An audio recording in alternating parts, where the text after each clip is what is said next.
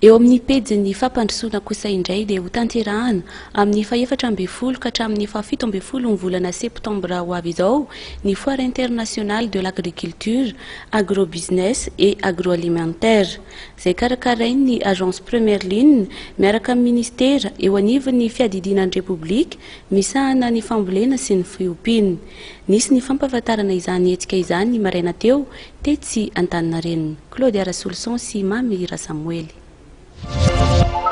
Sambany amin'ity taona ity no isy ny hetsika iraisam-pirenena mikasika ny Fambolena sy ny fanodinana ireo vokatra na ny Foire Internationale de l'Agriculture, Agribusiness et Agroalimentaire.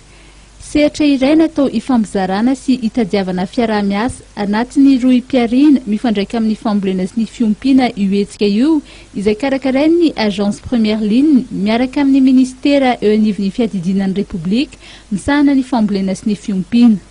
Zay amin'izao fotoana izao vonina hoe ho ampiseho ho an'ny rehetrarehetra inona ny tombosoa mety ho ahazahoana Madagasikara sy malagasy raha hoe karakaraina atao prioritaire zany dia resaka agriculture na fambolena eto Madagasikara.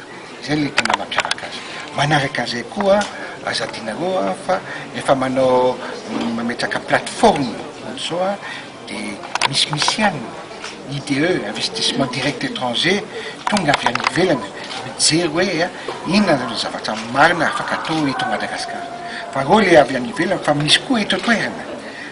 Tsy azo atao ambany zavatra hoe izy investisseur malagasy efa vonina misy hoe anao zavatra anatin'izay seratra izay agriculture. Natao ihany koa mba hitadiavana mpampiasa vola ny hetsika ary maro raha teo ireo mpandraraha vahiny andray anjara amin'izany. Tsy voatery hoe hivarotra, mety izy ihany varotra ataon'ny olona misy entana ihany ho amidy eo, fa indrindrindrindra dia ilay le voalaza teo hoe le fitadiavana partenariat, izany hoe fiaraha-miombonantoka amin'ireo mpampiasa vola na ny avy any ivelany zany na ny eto an-toerana ihany koa. Mariantsika fa tena maro tokoa ireo olona avy any ivelany ho avy izay nasaina olona izay fotsiny angamba ny hatreto aloha fa ny efa nanome ny laza fa intéressé amin'io dia ny vietnamiana, ny turca, ny indien sy ny maro hafa. Amana ny Madagasikara na nourrir Madagasikara, amaly ny filan'ny faritry ny ranomasimbe indianina ary hitady tsena ivelany.